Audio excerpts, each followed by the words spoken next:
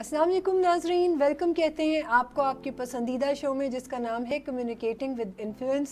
इस प्रोग्राम में हम आपको ऐसी चीज़ों को सिखाने पर काम करते हैं जिसके थ्रू आप रिश्तों में अपने कम्युनिकेशन को बेहतर बना के अपने रिश्तों से भरपूर फ़ायदा उठाते हैं। जी हाँ, और हमने बहुत सारे रिश्तों की जैसे अपने गुज़िश्ता प्रोग्राम्स में बात भी की है। हमने पेरेंटिंग पे बहुत सारा काम किया है, हमने इंटीमेट रिलेशनशिप पे बहुत सारा काम किया है, और सबसे अहम जो काम हमने आपके साथ शेयर किया है वो है अपनी ज़ात से मोहब्बत। जी हाँ, सबसे ज़्यादा अच्छा ताल्लुक़ बनाने की ज़रूरत हमें अपनी ही ज़ात से होती है, क्योंकि सबसे ज़्यादा वक्त जो है हम इस कायनात में सिर्फ अपनी ही ज़ात के साथ गुजारते हैं। तो ये बहुत ज़रूरी है कि हमारा ताल्लुक़ हमारे साथ बहुत अच्छा होना चाहिए, और ये हमारी ज़िंदगी को कामयाबियों से भी हमकिनार करता है। और इसी वे में हमने अपना पिछला प्रोग्राम आपके साथ शेयर किया था जिसमें हमने बात की थी कि क्यों ज़रूरी है कि हम अपनी ज़ात से मोहब्बत करें, ऐसे कौन से बेनिफिट्स हैं, क्या फ़ायदे हमें हासिल होते हैं अपनी ज़ात से मोहब्बत करने से, और ऐसे कौन से नुकसानात हैं जो हम उठाते हैं अपने आप को इग्नोर करके, अपने आप को फॉर ग्रांटेड लेके, या अपने आप को लेस वर्दी समझ के। तो हमारे प्रोग्राम के जवाब में बहुत सारे हमें सवाल भी ऐसे आए जिसमें हमारे नाजरीन भी ये जानना चाह रहे थे कि फिर अपने आप से मोहब्बत को डेवलप कैसे किया जा सकता है, या किस तरह हम अपनी ज़ात से मोहब्बत को यकीनी बना सकते हैं। तो आज के प्रोग्राम में हम इसी मौजू के ऊपर बात करेंगे। इसके साथ साथ हमारे पास कुछ सवाल भी हैं जिनका जवाब हम आपको ज़रूर देंगे आज के प्रोग्राम में। और आज फिर आपको एक ऑफ़र करती चलूँ कि अगर कोई सवाल आप पूछना चाह रहे हो तो हमें इनबॉक्स में भी आप सवाल भेज सकते हैं, और कमेंट्स के ज़रिए यानी कमेंट में अपने कमेंट भी लिखें और अपना आप सवाल भी हमें भेज सकते हैं। आज का प्रोग्राम बाकायदा आगाज़ करते हैं, और मैं तारुफ़ कराती हूँ अपने साथी माहिर नफ्सियात का, जो कि हैं सर जाफ़र अली। अस्सलाम वालेकुम सर। वालेकुम सलाम। कैसे हैं सर आप? मैं बिल्कुल खैरियत से। अच्छा सर, ये जो आपने बेड़ा उठाया है हम सबको के रिश्तों को करेक्ट करने का, इसमें ये जो एक काम हम पिछली एपिसोड से कर रहे हैं जिसमें हम ज़ात से मोहब्बत को डिस्कस कर रहे हैं, इसमें मैं अगर आपसे आपका ज़ाती तजर्बा पूछूं कि आप किस हद तक अपने आप को एक्सेप्टेंस देने में कामयाब हुए हैं, या अपने साथ ताल्लुक़ बेहतर बनाने में कामयाब हुए हैं, अपना ही एनालिसिस पहले से आज तक में अगर आप दें तो ये बड़ा मददगार साबित होगा। मैं भी इसी सोसाइटी का हिस्सा हूँ, इसी कल्चर का पार्ट हूँ। अपब्रिंगिंग के बाद ये जितने फेज़ हैं, इर्द गिर्द जितनी लर्निंग है मेरी भी उसी तरह से हुई। मैं भी आज अब जब लोगों को देखता हूँ, लोगों की बात सुनता हूँ, तो रिलेट कर पाता हूँ कि एक टाइम था जब मैं भी बिल्कुल इसी तरह से सफ़र करता था। मैं भी आज भी मैं एक स्टूडेंट हूँ, तभी मैं एक स्टूडेंट था, लेकिन तब मैं एक नॉर्मल लाइफ का स्टूडेंट था। मैं इतना इन डेप्थ में जाके, इतनी डिटेल में जाके चीज़ों को अंडरस्टैंड नहीं कर पाता था। फिर वक्त गुजरने के साथ साथ जब बुक्स से मेरा पाला पड़ा, और फिर जब प्रैक्टिकल एक्सपोजर होना शुरू हुआ, और जब मैं अपने फील्ड में एज अ साइकोलॉजिस्ट मैंने प्रैक्टिस स्टार्ट की और लोगों को हेल्प करने की गर्ज से कुछ बुक्स पढ़ना शुरू की, तो सेल्फ़ इग्नोरेंस और सेल्फ़ के बारे में जब मैंने पढ़ना शुरू किया, तो वो एक ऐसा टर्निंग पॉइंट था मेरे लिए कि जब मुझे आइडिया हुआ कि बहुत सारे हमारे लाइफ में प्रॉब्लम्स सिर्फ इसीलिए हैं कि हमारी ज़िंदगी में जो सबसे ज़्यादा कीमती चीज़ है, जिसके साथ हमने सबसे ज़्यादा टाइम स्पेंड करना होता है, वो हमारा अपना आप होता है, वो हमारी सेहत होती है, वो हमारी फ़िज़िकल हेल्थ होती है, वो हमारी साइकोलॉजिकल हेल्थ होती है, वो हमारी सोशल हेल्थ होती है, वो हमारी स्पिरिचुअल हेल्थ होती है। हम खुद इनमें डिक्लाइन कर रहे होते हैं, ये प्रोग्रेस नहीं कर रहे होते हैं, हम खुद बढ़ रहे होते हैं, दिन गुजर रहे होते हैं, एज बढ़ रही होती है। जब हमारा knowledge, self awareness, self love नहीं बढ़ रहा होता, लेकिन रिस्पॉन्सिबिलिटीज़ बढ़ रही होती हैं, तो फिर हम कहीं नीचे ही रह जाते हैं। तो फिर वहाँ से हमें ऊपर निकलने के लिए जो सबसे ज़्यादा पर्सन सपोर्ट करता है वो हमारा अपना आप होता है। हमें अपनी ज़ात की केयर करना शुरू करनी चाहिए, सेल्फ़ लव करना शुरू करना चाहिए। और फिर मैंने सेल्फ़ लव के और फिर लव के और रिलेशनशिप के इन कॉन्सेप्ट्स को स्टडी करना शुरू किया। बहुत सारी बुक से हेल्प मिली, बहुत सारे टीचर से हेल्प मिली, बहुत सारी वीडियोज़ देखी मैंने। फिर मैंने उन चीज़ों को प्रैक्टिस में लाना शुरू किया। जब मैंने प्रैक्टिस में लाना शुरू किया, वाज अमेज्ड। मुश्किल मरहला भी था, बड़ा मुश्किल होता था कि फ़ौरन से किसी को नो कह देना जिस टाइम पे आप बहुत अच्छा फील नहीं कर रहे, और वो नो कहना भी तो वैल्यूएशन करके कहना कि किसी को बहुत ज़्यादा ज़रूरत नहीं है, अपना और उसका एक कंपैरिजन बना के। लेकिन फिर ये सीखने का मरहला करते करते करते मैंने देखा कि हमारी लाइफ में बहुत सारी ऐसी हैबिट्स होती हैं। जैसे जिम रॉन की बुक है आर्ट ऑफ एक्सेप्शनल लिविंग, उसमें एक बड़ी अच्छी स्टेटमेंट बोलते हैं। वो कहते हैं कि जो कामयाब लोग होते हैं वो डेली बुनियादों पे कुछ बुनियादी अच्छे काम करते हैं, मतलब वो ज़्यादा नहीं होते तादाद में, वो 2 से 4 होते हैं कंपाउंड इफेक्ट के थ्रू। और जैसे मैं अगर हकीकत बताऊं तो दुनिया के जितने बड़े प्रोजेक्ट्स हैं वो कंपाउंड इफेक्ट के थ्रू ही चलते हैं, जिसमें रोज़ाना की बुनियादों पे हमें कुछ छोटा छोटा काम करते रहना पड़ता है। बिल्कुल। और वो कहते हैं कि हम जो लोग कामयाब होते हैं वो अपनी ज़िंदगी में 2 से 4 काम डेली बेसिस पे करते हैं और वो उनकी सही हैबिट्स होती हैं। और जो लोग अपनी ज़िंदगी में कामयाब नहीं हो पाते वो 2 से 4 गलतियां करते हैं और हर रोज़ करते हैं। तो ये मेरे ख्याल में सेल्फ लव ना करना या अपने आप को निगलेक्ट करना, इग्नोर करना या इन्फीरियर फील करवाना, ये एक ऐसी बुनियादी गलती है जो हमारी सोसाइटी में मेरी ऑब्जर्वेशन के मुताबिक इर्द गिर्द बहुत सारे लोग हर रोज़ बल्कि हर वक्त करते रहते हैं। उनके आगे ना बढ़ पाने की जो एक बड़ी वजह वो ये है कि वो सेल्फ लव नहीं करते, अपने आप को पहचानते नहीं। जो हम बहुत ज़्यादा लिटरेचर देखते हैं, हम इकबाल को पढ़ते हैं, खुदी का कॉन्सेप्ट मिलता है। ये खुदी क्या है, ये सेल्फ क्या है, अपने आप को इनरिच करना, एम्पावर करना, ये क्या है। तो इन सारी चीज़ों से मेरी लर्निंग इस तरह से कि अगर मैंने लाइफ में दूसरे लोगों की भी हेल्प करनी है, उनको भी सपोर्ट करना है, उनके साथ भी इस लव बॉन्ड को शेयर करना है, तो पहले मुझे मोहब्बत में खुद कफ़ील होना है। पहले मुझे मोहब्बत में अपने ओन पे, जिसे कहते हैं ना अपने पैरों पे खड़ा होना, मोहब्बत में अपने पैरों पे खड़ा होना है कि अपने साथ मेरा लव इतना स्ट्रांग हो, उससे मेरी फिज़िकल हेल्थ, उससे मेरी psychological health, spiritual health, social health strong हो। और जब ये स्ट्रांग होगी तो मैं लोगों को हेल्प कर सकूँगा, मदद कर सकूँगा। तो मैं, ये मेरा एक मैसेज है, ये मेरी सजेशन है सारे लोगों के लिए, हमारे नाज़रीन के लिए, व्यूअर्स के लिए भी। जब भी हम रिश्तों के बारे में बात करते हैं, जब भी हम बेहतर ज़िंदगी की बात करते हैं, तो सबसे पहले बेहतर सेल्फ़ की बात करते हैं। अगर हम खुद बेहतर नहीं होते, हमारा सेल्फ़ बेहतर नहीं होता, तो फिर इर्द गिर्द चीज़ें जितनी भी बेहतर हो जाएं उससे हमें फ़र्क नहीं पड़ेगा, क्योंकि ये इनसाइड आउट कोई फिनोमेनन है, कोई आउटसाइड इन नहीं है। बिल्कुल। और बड़ी शानदार गुफ्तगू आपने पिछले हफ्ते भी की थी, जिसमें आपने एक आइडेंटिफिकेशन ड्रॉ की थी कि कैसे हम ज़ात से मोहब्बत करते हैं और कैसे हम ग्रैंडियोसिटी का शिकार भी हो जाते हैं। यानी इसकी कोई एक अदर काइंड भी है जो कि कोई इतनी यानी हेल्दी नहीं है। मगर आज हम बात इस मौजू पे कर रहे हैं कि ये जो ज़ात से मोहब्बत है, जो हमें इतने फ़ायदे भी देती है, हमें इतना एतमाद देती है और हमें एक बड़ी आसान और आसूदा ज़िंदगी फ़राहम करती है जिसमें डिस्ट्रेस कम से कम होते हैं, तो फिर राज बता दें कि इसको फिर हासिल कैसे किया जाए। ये कोई बहुत बड़ी रॉकेट साइंस नहीं है। ये वही बात कि हर रोज़ करने के काम हैं और छोटे छोटे काम हैं जो आपने हर रोज़ करने। जो सबसे पहला काम आपने करना है वो आपने अपने आप को तस्लीम करना है, अपने आप को कबूल करना है, और जैसे आप हैं आपने वैसा ही उसे कबूल करना है। जो सबसे बुनियादी मसला आता है वो ये आता है कि हम अपने आप से सेटिस्फाइड नहीं होते, हम अपने आप को कबूल नहीं करते, हम अपने फ्लॉज देखते रहते हैं। जब हम इतने फ्लॉज देखते हैं तो क्योंकि हम अपने आप को बड़े अच्छे तरीके से जान रहे होते हैं और समटाइम नेगेटिव वे में जानना शुरू कर देते हैं, तो हमें लगता है कि हम कोई खातर खा कोई अच्छे इंसान नहीं हैं।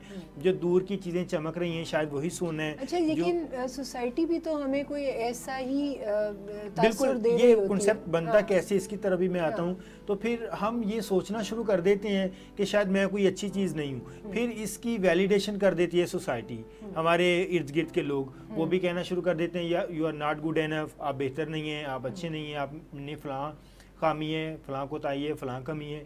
तो हम अपने आप से मोहब्बत करना बंद कर देते हैं। अगर हम अपने आप से मोहब्बत करना चाहते हैं जैसे भी हैं हम, सबसे पहले अपने आप को तस्लीम करें। जैसे अगर कोई एक बिल्डिंग है, आपने उसे बेहतर करना है, कोई एक इंसान है, आपने उसे बेहतर करना है, तो सबसे पहले आप उसे ओन करेंगे, आप उसे अपना जानेंगे, आप उसे तस्लीम करेंगे। जब आप उसे अपना जान लेंगे तो आपको पता होगा करैक्टर फ्लॉ या खामियां कहाँ पे हैं, अच्छाइयाँ कहाँ पे हैं, और कौन से ऐसे एरियाज़ हैं जिन पे मैंने पहले काम करना है, कौन से ऐसे एरियाज़ हैं जिनमें मैंने थोड़ा सा बाद में काम करना है। फिर आप उस पर काम करना शुरू कर देंगे।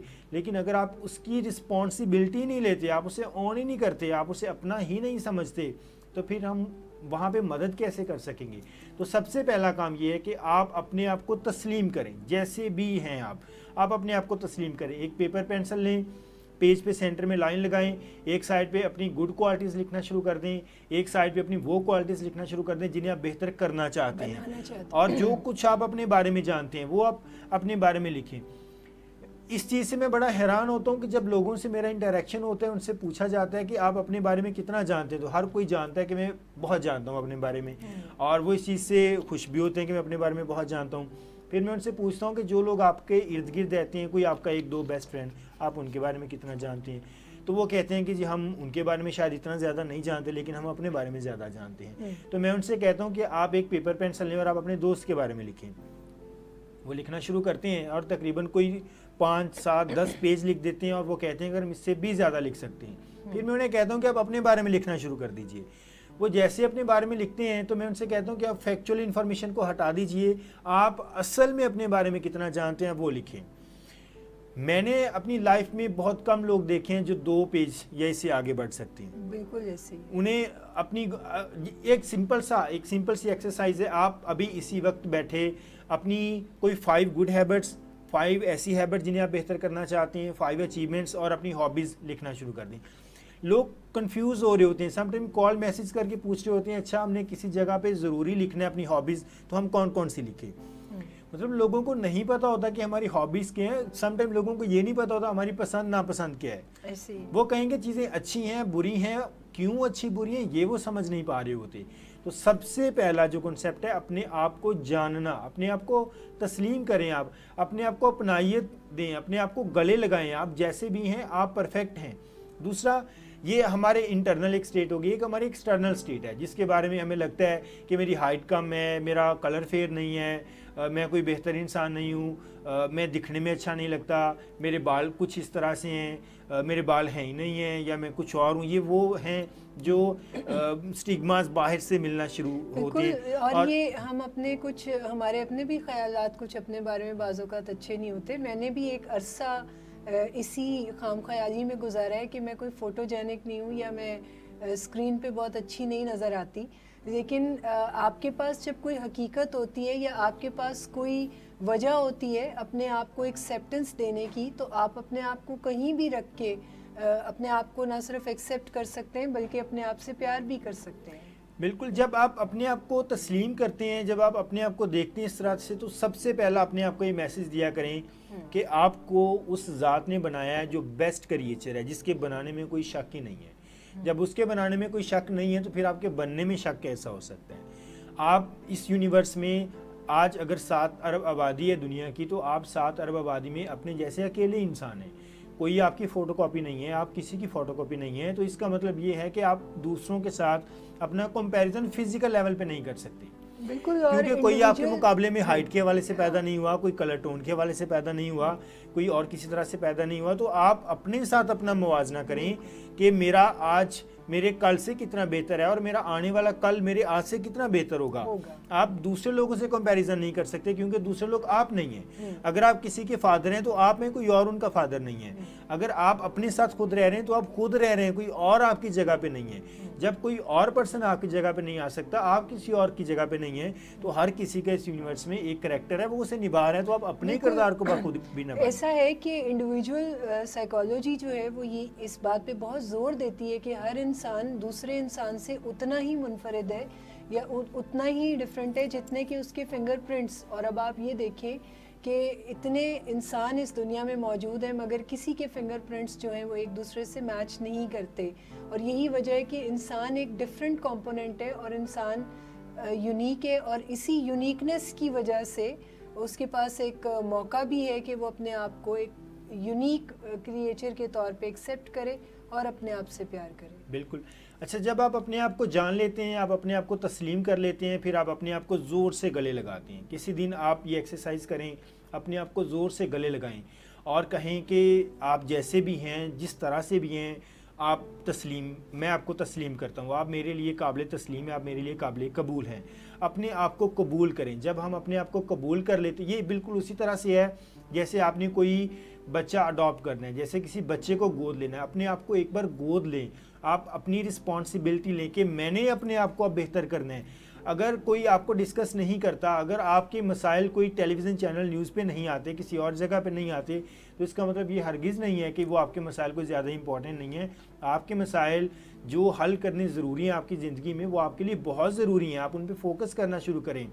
अब उसके बाद अपनी बॉडी को तस्लीम करें एज इट इज़। अब बॉडी में ये है कि खुदा ने जब हमें अपना नाई बनाया तो हम बहुत सारी चीज़ें चेंज कर सकते हैं। जैसे अगर किसी का वज़न कम है तो वो बढ़ा सकता है, अगर वज़न बढ़ा हुआ है तो अपनी बॉडी को प्रॉपर शेप में कर सकता है, वो जिम जा सकता है, वो एक्सरसाइज कर सकता है, वो अपने आप को जैसा वो दिखना चाहता है वैसा वो बना सकता है। तो ये वो हमारी ग्रिप हैं जो हमारे साथ हैं अपने आप को सपोर्ट करने के हवाले से। उसके बाद दूसरा जो बड़ा स्टेप है, अपनी अच्छी खूबियाँ, यानी जो आपकी खूबियाँ और जिन्हें आप बेहतर करना चाहते हैं आप उन्हें लिखें और फिर उन पर काम करना शुरू कर दें। आप अपने लिए वो करना शुरू कर दें जो आप किसी भी उस पर्सन के लिए करना चाहते हैं जिससे आप बहुत मोहब्बत करते हैं। जैसे आप उनकी तारीफ़ करना चाहते हैं, आप अपनी तारीफ़ करना शुरू कर दें। आप उनको गिफ्ट करना चाहते हैं, आप अपने आप को गिफ्ट दें। जब कोई भी अचीवमेंट हासिल हो, आप दूसरे लोगों से भी लव करें, उनका भी ख्याल रखें, उनकी भी तारीफ़ करें, उनको भी गिफ्ट दें, लेकिन साथ ही साथ अपने आप को इग्नोर ना करें। आपका दिल करता है कि जिससे आप प्यार करते हैं उसे कभी तकलीफ़ ना आए, तो हमेशा अपना ख्याल रखें कि आपको कभी तकलीफ़ ना आए। आप अपनी नींद का, आप अपनी बॉडी का, आप अपनी नीड्स का, ज़रूरतों का आप खुद ख्याल रखना शुरू कर दें। आप अपने आप को अप्रिशिएट करना शुरू कर दें। आपको लगता है कि जिससे आप प्यार करते हैं आप उसे हर रोज़ कुछ ना कुछ कीमती वक्त दें, तो आप अपने आप को भी वक्त देना शुरू कर दें। दिन में कोई भी एक टाइम आप ऐसा रख लें, उसे आप माई टाइम के नाम से प्लेस कर लें। ये 1 घंटा आधा घंटा ऐसा है जिसमें मैं मेटाकॉग्निशन करूँगा, जिसमें अपने ख्यालात के बारे में सोचूंगा, जिसमें मैं अपने बारे में सोचूंगा, अपने बारे में प्लानिंग करूँगा, अपने आप को बेहतर से बेहतर बनाने की कोशिश के बारे में कोशिश करूँगा, सोचूंगा, प्लान बनाऊँगा। वो माई टाइम होगा। जैसे हम दूसरों को कहते हैं कि आज आप बेहतर नहीं लग रहे, आज आप अच्छे नहीं लग रहे, आज आप उदास हैं, अपना ख्याल रखा करें। इसी तरह से आप कभी मिरर के सामने खड़े होकर अपने आप को देखें, कहीं ऐसा तो नहीं कि आपकी नींद ख़राब है, आपकी लुक कैसी है। अगर आप अपने आप को अच्छे लगते हैं तो आप अपनी तारीफ़ ज़रूर किया करें। जैसे हम कभी ना चाहते हुए भी जिनसे हम मोहब्बत करते हैं हम उनकी तारीफ़ कर देते हैं, तो इस तरह जब हम अपने आप को देखते हैं, किसी शीशे में देखते हैं, किसी भी जगह पे देखते हैं, तो हम अपनी तारीफ़ भी ज़रूर किया करें। और हर रोज़ तकरीबन कोई दिन में 3 से 4 बार आप अपनी तारीफ़ ज़रूर किया करें। और वह तारीफ़ झूठी नहीं होती। बहुत सारे लोगों की बहुत सारी अचीवमेंट्स होती हैं अपनी ज़िंदगी में, लेकिन वो उन पे बातचीत नहीं करते, वो उनको फॉर ग्रांटेड लेते हैं। फॉर ग्रांटेड नहीं ले, जो आपने लाइफ में अचीव किया है वो आपको बिला वजह नहीं मिला, उसके पीछे कोई ना कोई रोल है, कोई ना कोई एफर्ट है, उसके बाद वो आपको मिला है। उसके बाद आप अपने साथ एक सेल्फ फ्रीडम, बहुत सारे लोग अभी तक सोच की बहुत सारे शिकंजों में जकड़े हुए हैं, बहुत सारे ऐसे वो ग्रीव्स को सेलिब्रेट करते हैं, जो लास्ट प्रोग्राम में भी हमने बात की थी कि कुछ हमारे अंदर एक खालीपन, एक खलासा होता है, एक एम्प्टीनेस होती है, जिसमें लोग एक गहरे कुएं की तरह गिरे रहते हैं, उन्हें कोई आसरा सहारा नहीं मिलता, और वो खला हम सारे एक्सपीरियंस करते रहते हैं। वो डिस्थेमिक सा डिप्रेशन, लाइट डिप्रेशन हम अपनी ज़िंदगी में एक्सपीरियंस करते रहते हैं।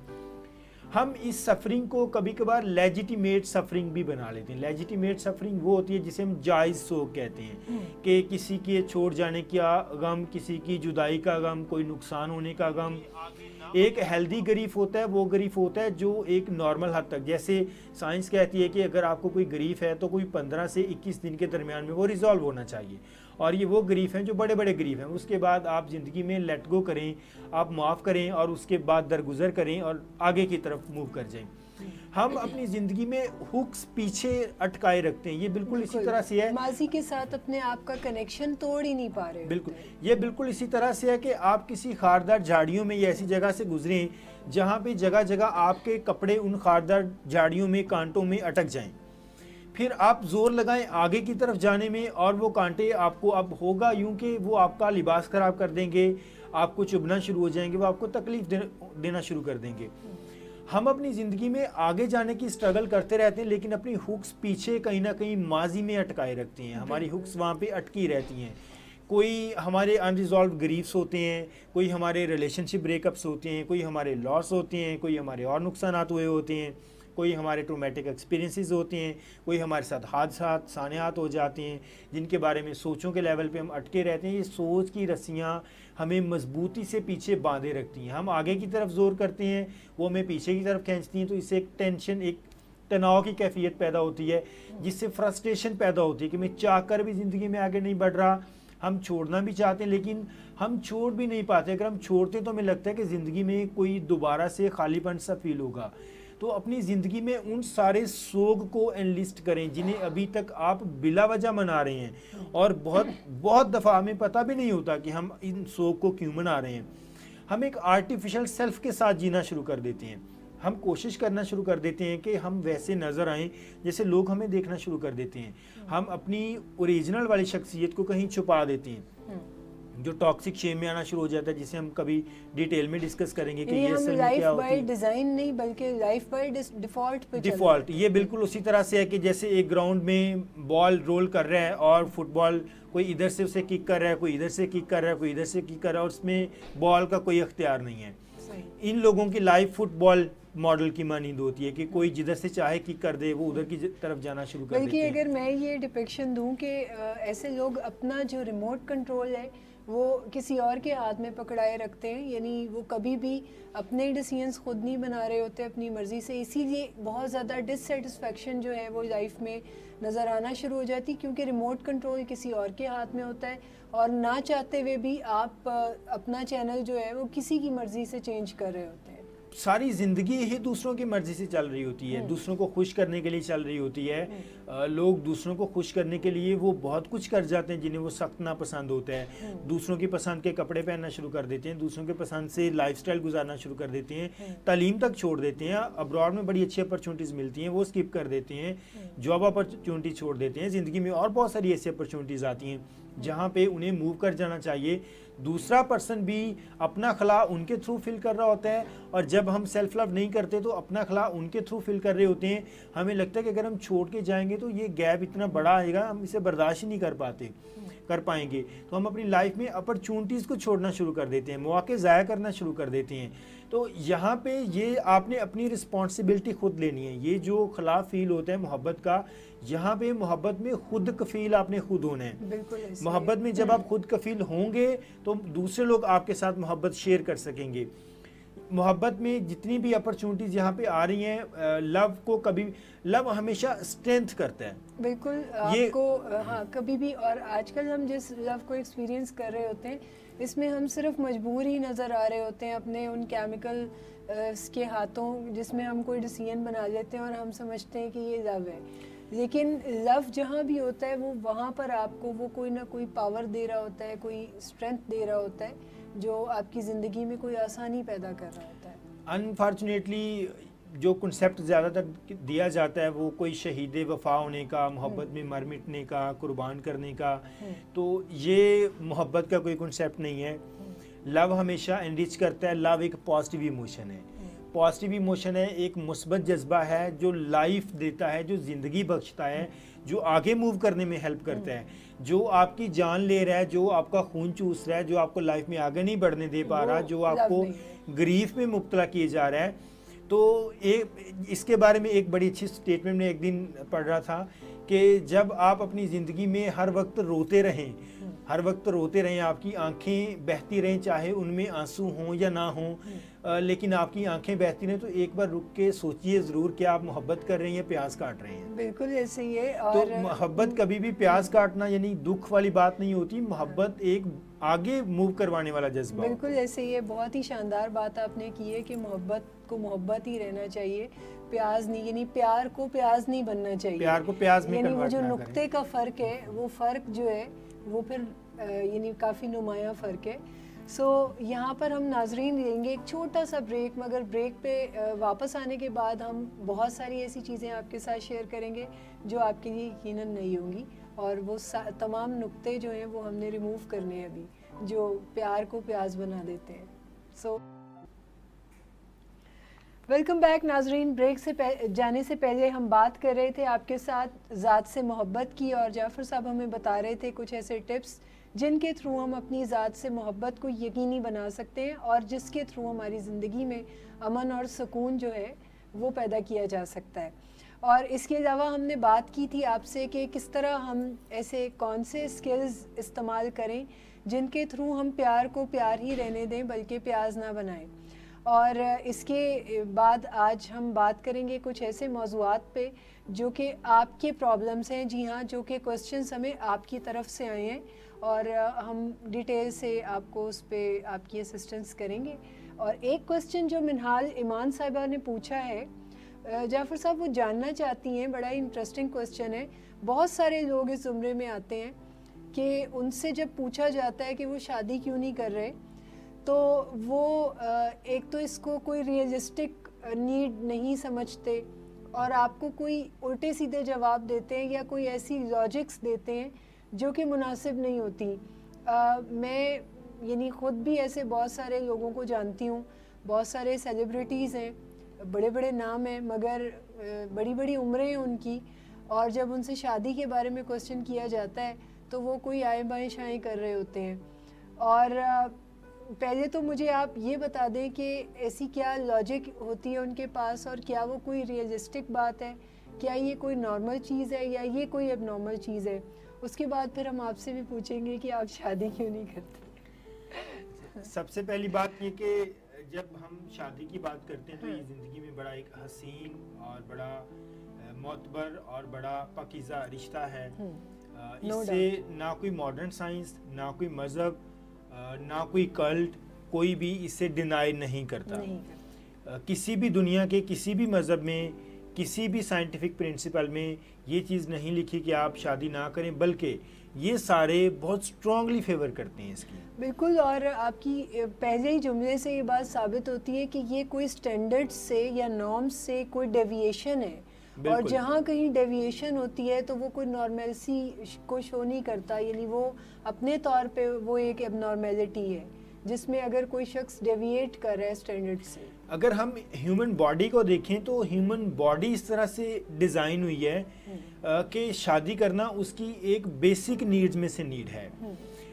बेसिक नीड्स यानी कि जिस तरह खाना पीना ज़रूरी है, इसी तरह बेसिक नीड्स में से एक शादी है। तो अगर कोई अपने आप को शादी से डिनाई करता है तो आप अपने आप को ज़िंदगी में किसी बेसिक नीड से डिप्राइव कर रहा है। बिल्कुल ऐसे। और वो बेसिक नीड से जब डिप्राइव करता है तो फिर वो लोग सफ़र भी करते हैं। ऐसे लोग जो शादी ना करने के बारे में बहुत सारे लॉजिक्स देते हैं, मेरे ख्याल में उन्हें एक बार अपने बारे में ज़रूर सोचना चाहिए, अपने ख्यालात के बारे में ज़रूर सोचना चाहिए, क्योंकि ये नॉर्मल जब हम होने की बात करते हैं तो फिर हम शादी की भी बात करते हैं, क्योंकि एक हमारे बायोलॉजिकल रिलेशन से हटके भी बहुत सारे हमारी बॉडी में ऐसे केमिकल्स हैं जो आप अपने किसी भी रोमांटिक पार्टनर को देख के तसल्ली फील करते हैं, उससे आपको देख के सपोर्ट हासिल होती है, आपको सेंस ऑफ कंप्लीशन डेवलप होती है, आपको उसमें यानी 3 मकासद तो शादी के हर जगह ही माहिरीन आपको बताएंगे कि एक तो सेंस ऑफ इंटीमेसी है कि आपको एक कुर्बत का एहसास होता है, नंबर 2 पे आपको एक मुकम्मल होने का एहसास होता है, यानी आपका एक ऐसा पार्टनर है कि ज़िंदगी के मुख्तलिफ़ मरहलों में जहाँ आप सफिशेंट नहीं होते तो आपका पार्टनर आपके लिए कोई ना कोई काम कर रहा होता है, यानी अपनी अपनी टेरिटरी में दोनों एक दूसरे के साथ सिंक्रोनाइज करके चल रहे होते हैं। और फिर तीसरा मकसद तो ज़ाहिर है कि नस्ल इंसानी को फ़रोग़ देना और फिर अपनी औलाद हासिल करना। तो ये बड़े अहम मकासद हैं, और अगर इन चीज़ों से कोई इनकार करता है या कोई ऐसी लॉजिक्स देता है तो यकीनन फिर वहाँ पर कोई प्रॉब्लम जो है वो किसी और सतह पर है, यानी इसको आप किसी तौर भी कोई नॉर्मल बात जो है वो नहीं समझ सकते। ये अच्छा, यहाँ पे मैं साइंस, रिलीजन और सब के नुक्ता नज़र से जो एक चीज़ मेरी अंडरस्टैंडिंग में आती है, जैसे भी उन्होंने शादी पे फोकस किया कि मेल एंड फीमेल इनका रिलेशन लाइफ में बिल्कुल इसी तरह से है कि जैसे किसी भी एक चीज़ के 2 हिस्से होते हैं, जस्ट लाइक जिप, और जब वो शादी करते हैं तो अपनी ज़िंदगी को इसी तरह मुकम्मल कर लेते हैं और एक पर्दे में आ जाते हैं, जैसे जिप बंद होने के बाद चीज़ें मुकम्मल हो जाती हैं। और जो लोग शादी की तरफ नहीं जाना चाहते तो फिर वो इसी तरह से इनकम्प्लीट रहते हैं, वो समझ लें कि जिप का एक पार्ट है, वो दूसरे पार्ट की तरफ कभी गए ही नहीं, तो वो असल में अपने आप को डिप्राइव करते हैं, महरूम करते हैं। तो ये एक ब्लेसिंग है, ज़रूर इंजॉय करनी चाहिए। अच्छा, मुझे यकीन है मिनहाल ईमान साहिबा को अपना जो सवाल है इस पे काफ़ी ऑथेंटिक जवाब जो है वो हमारी जानिब से मिल गया है। एक क्वेश्चन मुझे और आया है जो कि मुझे इनबॉक्स में आया है। शाहिद अनवर साहब हैं जो कि एक फैकल्टी के इंचार्ज हैं और वो एडमिनिस्ट्रेशन की सीट पर हैं और उनको एडमिनिस्ट्रेशन के कुछ इश्यूज़ जो हैं वो दरकार हैं और वो हमसे कुछ स्किल्स चाहते हैं कि हम उनको प्रोवाइड करें। तो मैंने उनसे कहा था कि आप हमारे इस प्रोग्राम के थ्रू आप ज़रूर हमसे मदद हासिल कर सकते हैं। हम उनका मसला डिस्कस करेंगे। सर, उनको प्रॉब्लम ये है कि वो ये कहते हैं कि क्यों ऐसा होता है कि लोग अपने ही अल्फाज को रिस्पेक्ट नहीं दे पाते, यानी हमारे कॉलो फेल में तज़ाद क्यों होता है, या फिर अगर मैं इस तरह कहूँ कि हमारी नोइंग और हमारी डूइंग्स में इतना गैप क्यों होता है, इतना डिस्टेंस क्यों होता है, और क्या फिर साइंस जो है वो हमें कोई मदद दे सकती है जिसमें हम इस गैप को फिल कर सकें, यानी अपने कॉलो फेल के तज़ाद को रिड्यूस कर सकें, क्योंकि ये बनी नौ इंसान का प्रॉब्लम है, यानी ये मेरा और आपका नहीं है बल्कि ये पूरी दुनिया का प्रॉब्लम है कि इंसान चूँकि कोई परफेक्ट मखलूक नहीं है, इंसान की आइडियल सोल जो है वो कुछ और है मगर उसकी प्रैक्टिकल सोल जो है वो बिल्कुल डिफरेंट है। हम सब बहैसियत मुसलमान इस चीज़ पे यकीन रखते हैं कि अव्वलीन फ़रीज़ा है नमाज़ पढ़ना, लेकिन उसके बावजूद देखा जाता है कि बड़ी बड़ी मस्जिदें हैं और नमाजियों की तादाद बड़ी कम होती है। तो ये वो नोइंग और डूइंग का गैप है। क्यों हम प्रोक्रेस्टिनेट करते हैं, क्यों हम अपनी रिस्पॉन्सिबिलिटीज़ में तातुल का शिकार होते हैं, क्यों हम वो काम नहीं कर पाते जो हम करना चाह रहे होते हैं, क्यों हम लाइफ को डिज़ाइन नहीं करते और हम बाय डिफ़ॉल्ट चल रहे होते हैं, क्यों हम मजबूर होते हैं। बहुत शानदार सवाल पूछा आपने और मैं बड़ा स्ट्रांगली वैलिडेट करता हूँ कि ये एक यूनिवर्सल नीड है, बने हुए इंसान का मसला है। हम अपने इर्द गिर्द बहुत सारे ऐसे लोगों को देखते हैं जो बहुत लंबे लंबे प्लान्स बनाते हैं, उनके पास प्लान्स होते भी हैं लेकिन लाइफ में वो कभी भी अप्लाई करने की तरफ नहीं जा पाते, यानी कि जानने की हद तक और करने की हद तक, इल्म में और अमल में, इंफॉर्मेशन में, नॉलेज में और प्रैक्टिकल नॉलेज में एक गैप क्रिएट हो गया। और ये आज से नहीं, ये बहुत देर से है। आप गली बाज़ार में कहीं पे जाएं, आपको बहुत सारे सुकरात बुकरात मिल जाएंगे जिनके पास हर मसले का हल होगा, लेकिन आप देखेंगे कि उनकी अपनी लाइफ में यही प्रॉब्लम। अच्छा, अगर मैं आपको बताऊं तो हिस्ट्री ऑफ ह्यूमन अगर हम पढ़ते हैं तो जो किस्सा आदम है जिसमें आदम को बता दिया गया था कि ये जो दरख्त है इसके करीब नहीं जाना और इस फल को खाना ममनू है, ये जानता था, नुकसान भी पता था, मगर उसके बावजूद किया। तो अगर मैं आपको बताऊं तो इंसान के ज़वाल का बाइस आगाज़ से यही एक नुक्ता है जिसमें इंसान जो कुछ जानता है या जो कुछ कहता है या जो कुछ उसकी नोइंग्स हैं उनके ऊपर वो अमल करने में ज़रा कमज़ोरी दिखाता है या वो काम वो नहीं कर पाता। इसमें बहुत सारे ऐसे फैक्टर्स हैं जो इंसान को अपना जो अमल है वो मज़बूत ना करने पे उकसाते हैं। बहुत सारी ऐसी चीज़ें हैं, जैसे अगर देखा जाए तो जो सबसे बड़ा फैक्टर मुझे ऐसे लगता है कि वो प्रोक्रेस्टिनेशन है, वो कल पे डाल देता है, या फिर वो एक सेंस ऑफ एडवेंचरनेस के वो कुछ नया करके खुश होना चाह रहा होता है, तो उसमें वो सम टाइम अपनी रिस्पॉन्सिबिलिटीज़ को फॉर ग्रांटेड देना शुरू कर देता है। बिल्कुल, जब हम किसी भी कॉरपोरेशन में बात करते हैं या हम प्रैक्टिकल लाइफ में बात करते हैं, कुछ ऐसे एरियाज़ होते हैं वहाँ पे ये चीज़ें बहुत ज़्यादा ऑब्ज़र्व नहीं हो रही होती और वहाँ पे ये चीज़ें बहुत ज़्यादा बैड रिजल्ट्स प्रोड्यूस नहीं कर रही, बहुत ज़्यादा कर रही होती हैं लेकिन बहुत ज़्यादा। जैसे स्टूडेंट्स हैं तो वो जैसे तैसे आखिरी टाइम में असाइनमेंट सबमिट करवा लेते हैं, बहुत सारे काम हम कर भी लेते हैं, लेकिन जब आप किसी भी ऐसी जैसे मैनेजरियल लेवल की कोई पोस्ट हो गई या ऐसी जगह पे आप काम कर रहे हैं जहाँ पे नोइंग और डूइंग का गैप किसी भी सूरत आपको गंवारा नहीं है, आप इसे अफोर्ड नहीं कर सकते, तो फिर वहाँ पे ये बड़े मसाइल पैदा करना शुरू कर देता है। अब जितने बड़े लेवल पे हम जाते हैं, जितने सेंसिटिव लेवल पे हम जाते हैं नोइंग एंड डूइंग को बेहतर करने में, इस गैप को कम करने में, तो उतनी ज़्यादा स्किल्स रिक्वायर होती हैं। एक तो आपने सवाल किया कि इनके पीछे वजूहात क्या हैं, मैं वजूहात और उनके सलूशन साथ साथ ही डिस्कस करता जाऊँगा। सबसे पहली वजह है कि हम अपनी लाइफ में बहुत ज़्यादा इंफॉर्मेशन ओरिएंटेड हैं। ऐसा ही है, हम इंफॉर्मेशन ओरिएंटेड हैं, हम इंफॉर्मेशन को और नॉलेज को आपस में मर्ज कर देते हैं। इंफॉर्मेशन और नॉलेज एक ही चीज़ का नाम नहीं है। इंफॉर्मेशन किसी भी चीज़ के बारे में जानना है, नॉलेज उसकी प्रैक्टिकलिटी है कि वो चीज़ होती कैसे है, और प्रैक्टिकल नॉलेज फिर उसे करके दिखाना है। जैसे अगर आप किसी से कहते हैं कि आप ये कंप्यूटर चला दें, कि फाइल टाइप कर दें, उसे पता है मैंने फाइल टाइप करनी है, कैसे टाइप करनी है ये अब उसका नॉलेज है। जब आप प्रैक्टिकली उसने 1-2 फाइल्स टाइप करके देखी हैं, ये उसके प्रैक्टिकल नॉलेज में आ जाता है। इंफॉर्मेशन और नॉलेज और प्रैक्टिकल नॉलेज, ये जो एक सफ़र है, ये तय करना बहुत ज़रूरी है। शुरू में बहुत हद तक हमें नहीं सिखाया जाता, हम इंफॉर्मेशन दी जा रही होती है, हम स्कूल में जाते हैं, इंफॉर्मेशन मिल रही होती है, पेरेंट्स से इंफॉर्मेशन मिल रही होती है, सच बोला करें, सच्चाई में बरकत होती है, आप ऐसे करें, आप ऐसे ना करें, कैसे करें ये नहीं सिखाया जा रहा होता कि अब उसको करना कैसे है। जब हम बहुत ज़्यादा इंफॉर्मेशन लेते हैं, फिर हमें लगता है कि हमने इंफॉर्मेशन ली है और इंफॉर्मेशन को फॉरवर्ड करना हमारा काम है। जब बहुत सारी चीज़ों को हम प्रैक्टिकली होते हुए नहीं देखते, तो फिर हम होते हुए फॉरवर्ड भी नहीं करते, खुद भी नहीं करते और फॉरवर्ड भी नहीं करते। अच्छा, यानी कि इंफॉर्मेशन तक चीज़ें रुक जाती हैं। एक चीज़ जो मेरे जहन में बार बार आ रही है, क्योंकि वो फैकल्टी इंचार्ज हैं और उनको इसी किस्म के प्रॉब्लम्स फेस करने पड़ते होंगे कि लोग प्रायोरिटाइज नहीं करते, यानी लोग क्यों अपने कॉल पे कायम नहीं रह पाते। उसकी एक सबसे बड़ी वजह जो मुझे समझ आती है, जो साइकोलॉजी जिसे सपोर्ट करती है, वो ये है कि हम पुट फर्स्ट थिंग फर्स्ट नहीं करते, हम चीज़ों को प्रायोरिटी नहीं देते। जैसे मिसाल के तौर पे हमें ये पता है कि हमने दिन भर में लेक्चर भी देना है, हमने बच्चों को ग्रूमिंग भी करवानी है, या हमने अपने मोबाइल पे और अपनी ईमेल्स को भी चेक करना है।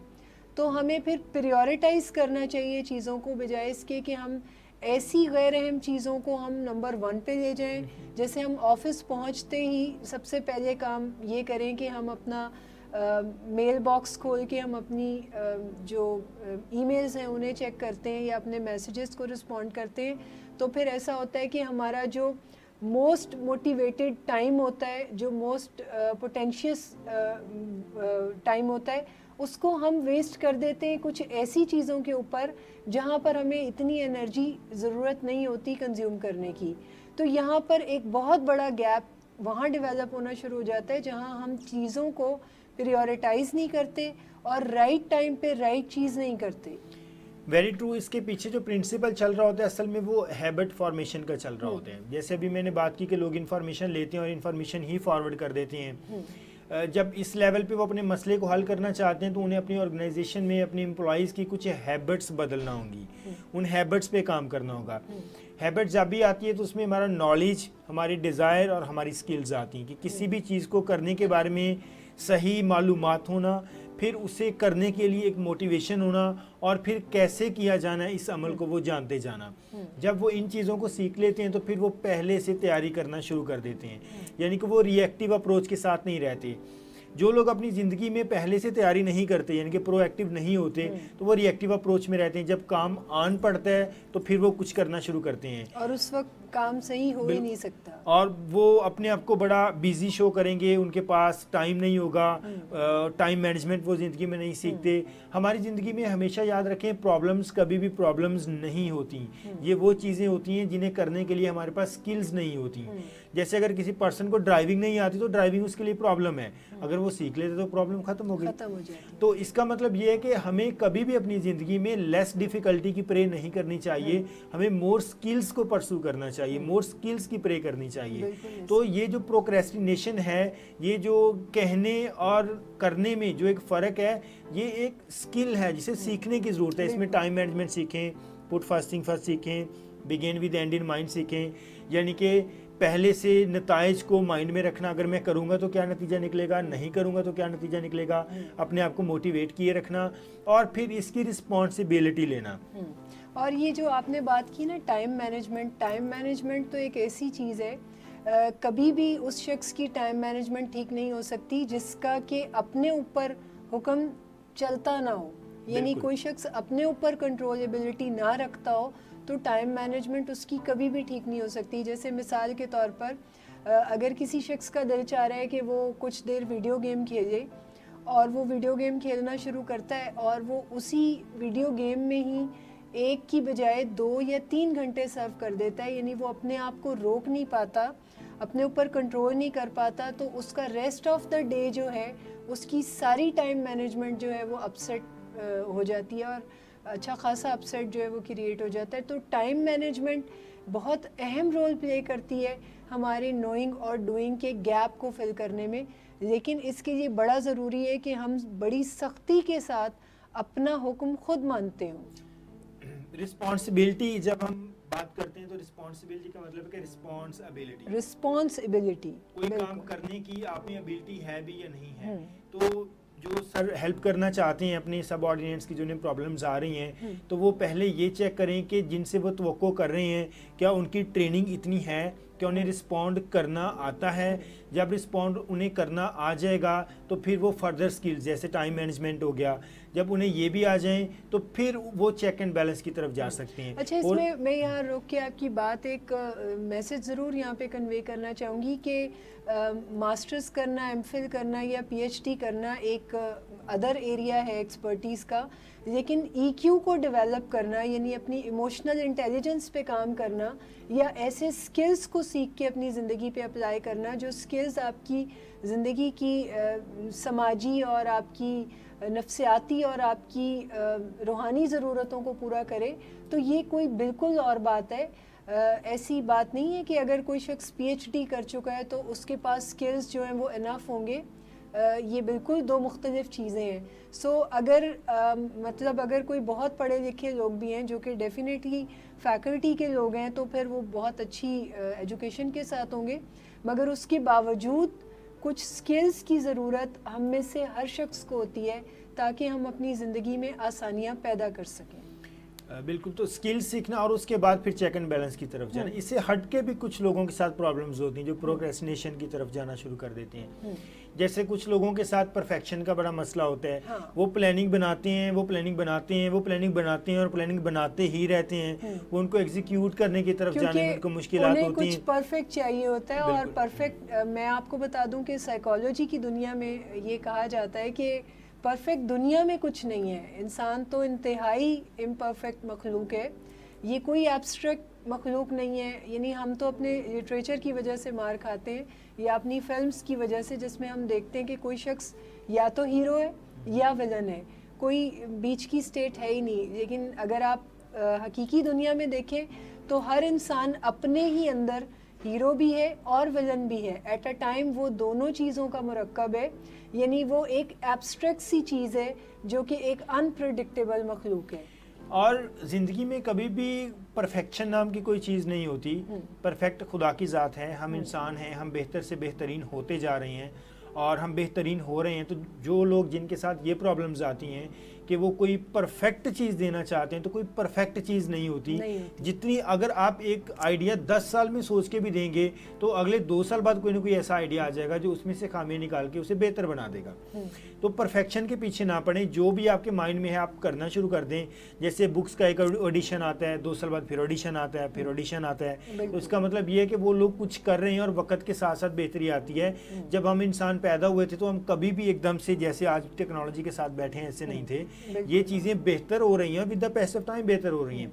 आज का ज़माना बिल्कुल परफेक्ट नहीं है, बेहतर है कल से, और आने वाला कल हो सकता है इससे भी बेहतर हो, वो इससे भी आगे की तरफ जाए। तो एक रीज़न परफेक्शनिज्म होती है। इससे अगली जो एक और बड़ी प्रॉब्लम आती है वो नाकामी का डर होता है। बहुत सारे लोग ऐसे बहुत सारे प्लान्स बना रखते हैं अपनी लाइफ में और वो करने की तरफ इसलिए नहीं जाते क्योंकि उन्होंने बहुत लंबी लंबी बातें की होती हैं, बहुत बड़ी बड़ी बातें की होती हैं। वो उनको डर होता है अगर वो प्रैक्टिकली करेंगे तो कहीं फेल ना हो जाए। अगर फेल हो जाएंगे तो फिर लोग क्या कहेंगे कि ये तो सिर्फ बातें कर सकते हैं, और लोग ऐसा कहते भी हैं, डिमोटिवेट करते हैं। आप बातें कर सकते हैं, आप कुछ कर नहीं सकते, बातें तो बहुत लंबी कर रहे थे, काम कर नहीं सके। तो फिर लोग जिम्मेदारी लेने से घबराते हैं ऑर्गेनाइजेशन में, जब साइड से नेगेटिव इस तरह का इन्फ्लुएंस आ रहा हो। तो एक नाकामी का डर है, इस नाकामी के डर को निकाल दीजिए। जब आप कुछ भी थोड़ा सा करते हैं, चाहे वो आप 10 में से 2 पॉइंट तक कर सके, तो आप उनसे बहुत बेहतर हैं जो 10 में से 0 पॉइंट तक, यानी जिन्होंने करना ही शुरू नहीं किया। आपको अप्रेजल ज़रूर दे के चलें। बल्कि आज के हमारे प्रोग्राम का जो पहला चंक था जिसमें हमने सेल्फ लव को डेवलप करने की बात की थी, अगर आप उस चंक से भी मदद लें तो आपको काफ़ी इसमें भी मदद मिलेगी कि जिसमें हम अपने ऊपर अपना हुक्म सादिर करके से सकते हैं। जब हम अपने आप को रिस्पेक्ट देते हैं, अपना एहतराम करते हैं, अपने आप से मोहब्बत करते हैं और फिर इस कबूलियत के साथ चलते हैं कि हम एबिलिटीज़ कैरी करते हैं और हम कोई भी काम कर सकते हैं। अब इसके साथ कुछ अवॉइडर्स भी आ जाते हैं जिन्हें देख के लोग अवॉइड करते रहते हैं। कोई तशवीश हो सकती है, कोई परेशानी हो सकती है उनको, वो उस काम को करना नहीं चाहते, वो इनिशिएटर नहीं होते, यानी कि पहल करने वाले नहीं होते। हमेशा पहल करने वाले कामों को जब ऑर्गेनाइजेशन प्रमोट करना शुरू कर देती हैं तो फिर ज़्यादा लोग पहल करना शुरू कर देते हैं। अब ये वो आदतें हैं जो मैनेजर एम्प्लॉयज़ की सेट करता है, रिवॉर्ड से, रेप्रीमेंट से, कि कैसे आपने पहल करनी है, पहल करने वालों को ज़्यादा तरजीह देना शुरू कर देना, डीमोटर्स को मोटिवेट करना शुरू कर देना। जो बहुत ज़्यादा डीमोटिवेटर्स हैं फिर उनको कंपनी निकालने के बारे में भी सोचती है।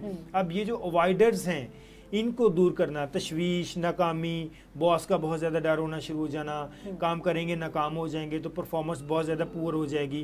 पुअर परफॉर्मेंस रिपोर्ट से बेहतर है कि ना करने की रिपोर्ट हो, तो वो ज़रा बैड तो नहीं समझी जाती। तो इन अवॉइडर्स पे काम करना शुरू कर देना, इन अवॉइडर्स को बेहतर बनाना। फिर जो लोगों के साथ मसला आता है उनके पास काम करने का कोई ख़ास स्ट्रक्चर नहीं होता, यानी कि वो कहते हैं कि मैंने ये गोल अचीव करना है, कैसे करना है उन्हें नहीं पता, कब करना है नहीं पता, गोल सेटिंग क्या होती है ये नहीं पता, गोल सेट कैसे करना है नहीं पता। वो अपनी लाइफ में स्मार्ट गोल का कॉन्सेप्ट सीखें। स्मार्ट गोल से मुराद है कि गोल स्पेसिफिक हो, मेजरेबल हो, रिलायबल हो, अटेनेबल हो और फिर वो टेंजिबल हो, यानी कि नज़र आने वाले हों। इनसे मिलती जुलती एब्रीवेशंस और भी आपको मिलेंगी। स्मार्ट गोल का कॉन्सेप्ट और फिर स्ट्रक्चर एक ला के फिर उसे अप्लाई करना और फिर उस स्ट्रक्चर को फॉलो करना। फिर कुछ लोगों के पास नॉलेज बहुत बेहतर होता है लेकिन उनका सेल्फ अस्टीम थोड़ा कम होता है, उनका कॉन्फिडेंस थोड़ा कम होता है, वो अपने बारे में श्योर नहीं होते, उनको बाहर से वैलिडेशन चाहिए, यानी कि दूसरे उनके काम की तस्दीक करें फिर उन्हें अच्छा लगेगा। ऐसे लोगों को अपने ऊपर काम करना चाहिए, अपनी मदद खुद करनी चाहिए, सेल्फ लव को प्रमोट करना चाहिए, अपनी रिस्पेक्ट खुद करनी चाहिए। जो वो काम कर रहे हैं वो बड़ा शानदार काम कर रहे हैं और कुछ करने से कॉन्फिडेंस ज़्यादा बेहतर होता है। जब आपका माइंड ये कहता है कि आप कुछ ना करें गलत हो जाएगा, आप पीछे हट जाते हैं, तो आपका माइंड इस चीज़ को वैलिडेट कर देता है, देखा मैंने कहा था ना, आपने नहीं किया, शाबाश, वेरी गुड। और आप दोबारा जब काम करने की तरफ जाएंगे तो आपका पीछे किया हुआ थॉट्स रिपीट होना शुरू हो जाएंगे कि आप ना करें ना करें। लेकिन जब एक बार आप अपने अगेंस्ट जाके काम कर देते हैं और कुछ बेहतर होता है तो उससे ज़्यादा एनर्जी मिलती है। तो अपने कॉन्फिडेंस को बेहतर बनाना, अपनी सेल्फ एस्टीम को बेहतर बनाना। अब बहुत ज़्यादा अनएक्सपेक्टेशन तवक्को भी ना लगाना शुरू कर दें, नाकामी का डर होना शुरू हो जाना। जब आप गैर अनरियलिस्टिक एक्सपेक्टेशंस लगाना शुरू कर देंगे, ऐसी तवक्को लगाएंगे जो हकीकत में मबनी नहीं होंगी, तो फेलियर के चांसेस ज़्यादा हो जाएंगे। जब हम एक बार फेल होते हैं तो फिर हम डरना शुरू कर देते हैं। तो ये प्रोक्रेस्टिनेशन है इनफैक्ट, यानी कि टाल मटोल है, जिसे कभी हम स्किल्स ना होने की बुनियाद पे, कभी डिज़ायर्स ना होने की बुनियाद पे, कभी नॉलेज ना होने की बुनियाद पे और कभी अपने पर्सनल फैक्टर्स, यानी कि पर्सनल फैक्टर, सोशल फैक्टर और जो हमारे इर्द गिर्द जितने भी अवामल हैं वो मिल के हमें इस चीज़ में फ़रोग़ दे रहे होते हैं। बहुत ही और प्रोक्रेस्टिनेशन को कभी कभार लोग बेहतर भी जानना शुरू कर देते हैं। और जैसे आपने शुरू में बात की कि लोग जंकी फील करते हैं कि देखा मैंने एंड टाइम पे काम कर दिया, मैंने बहुत अच्छा, हो तो जाना ही है, काम होता तो रहेगा, और बड़ी वाह और दादरसी रिसीव करना, उसकी वजह से भी लोग प्रोक्रेस्टिनेशन की तरफ जाते हैं। हमेशा डेडलाइन से पहले गोल को अचीव करने की कोशिश करें और जो गोल अचीव करने की सेलिब्रेशंस हैं उनका टाइम भी हमेशा आप डेडलाइन से पहले रखें। ये चीज़ आपको बड़ी हेल्प करेगी। कि साइंस हमें 2 स्कूल्स देती है, एक स्कूल ऑफ हार्वेस्ट है और एक स्कूल ऑफ लर्निंग है, जिसमें हम 2 मुख्तलिफ तरीक़ों से हम कोई ना कोई काम करते हैं। जैसे हम स्कूल से ही सीखते हैं कि हम सारा साल कुछ नहीं करेंगे और एक रात हम पढ़ के तो हम पेपर पास कर लेंगे। लेकिन वो जो लॉ ऑफ हार्वेस्ट है जिसमें कि हम सारा साल रोज़ाना की बुनियादों पे कुछ ना कुछ करते हैं और इन दी एंड हम फसल काटते हैं। तो आज साइंस ये बताती है कि जो लॉ ऑफ स्कूल है वो हमें इतना फ़ायदा नहीं देता, जिसमें हम सारा साल कुछ ना करके इन दी एंड कुछ कर लेते हैं, तो वो कोई इतना फ़ायदा नहीं देता। बजाय इसके कि हम लॉ ऑफ हार्वेस्ट पे चलें, जिसमें रोज़ाना की बुनियादों पर हम अपनी थोड़ी थोड़ी करेक्शन करके चलें, रोज़ाना यानी आज का दिन कल के दिन से बेहतर बना के चलें, तो ज़िंदगी यकीनन शानदार हो जाती है। बिल्कुल। जो लोग अपनी लाइफ में ये सोचते रहते हैं और कोई स्टेप नहीं लेते कि बाकी कर लें, मैं फिर करूँगा, तो वो हमेशा याद रखें कि जो लोग पीछे रह जाते हैं उनकी लाइफ में बचा खुचा ही आता है। बिल्कुल, और वो अपना अपना खुद उठाएं, बिल्कुल, और वो पहले उठाएं। बिल्कुल, और वो अपने आप को काफ़ी हद तक वहाँ पे सेटिस्फाई भी फील करते हैं, क्योंकि उनके साथ सेल्फ एस्टीम का, यानी कि वो खुद ज़ात तौकीरी का, अपनी सेल्फ वर्थ उनकी लो होती है। उन्हें लगता है कि जो कुछ भी मिल गया, जो कुछ भी कर दिया वैसे ही बेहतर होगा।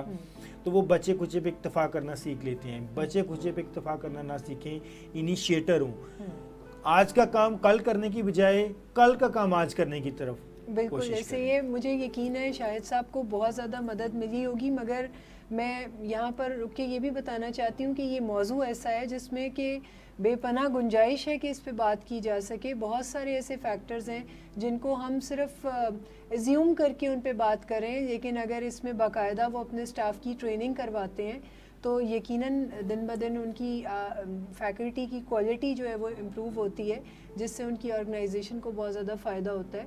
सो इसी पैगाम के साथ हमें इजाज़त दीजिएगा, क्योंकि प्रोग्राम का वक्त हमारे अब ख़त्म हो रहा है। सो नेक्स्ट वीक आपसे फिर मिलेंगे और ऐसे ही दूसरे क्वेश्चंस के साथ जो कि आपकी तरफ से हमें आएंगे, और हम अपने मौजू पे भी बात करेंगे। सो अपना ख्याल रखें, खुश रहें और खुश रहने दें। खुदा हाफिज़।